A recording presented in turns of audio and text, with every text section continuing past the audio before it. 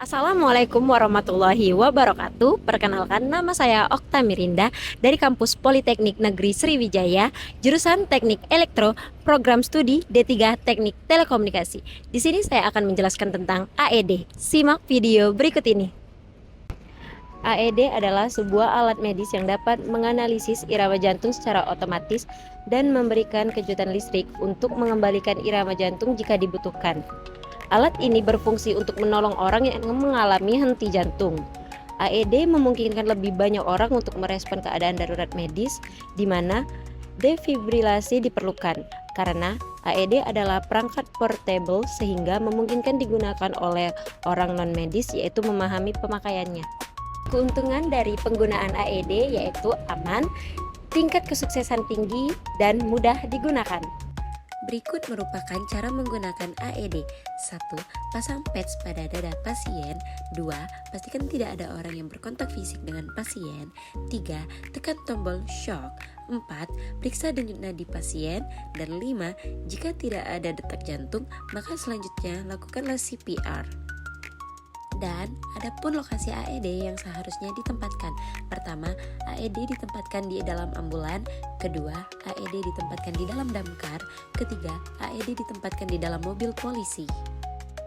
Adapun prinsip kerja dari AED.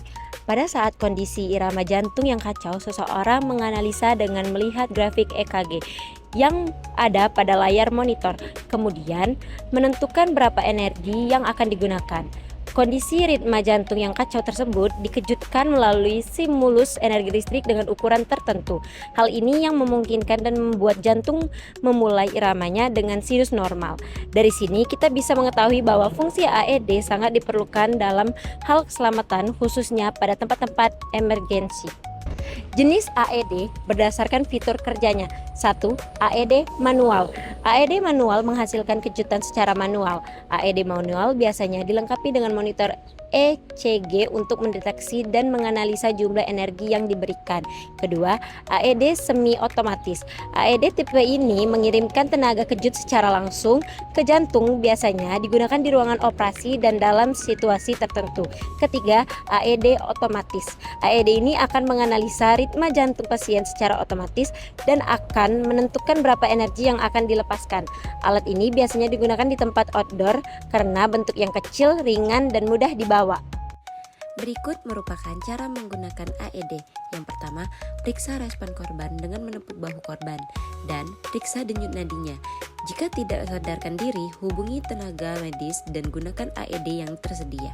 Yang kedua, baringkan korban di tempat yang aman dan kering, dan tubuh korban pun kering.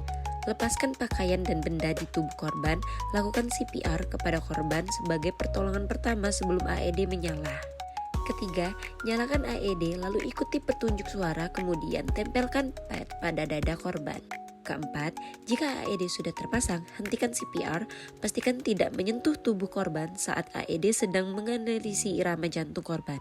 Jika korban memerlukan kejutan listrik, maka tekan tombol shock pada AED.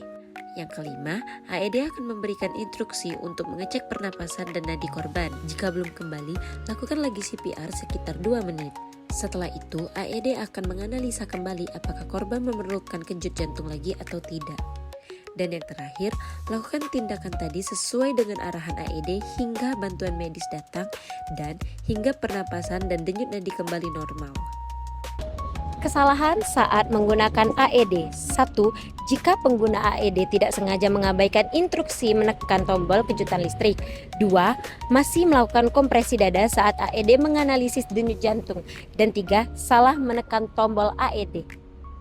Baiklah, itu saja penjelasan dari saya. Lebih dan kurangnya saya ucapkan terima kasih.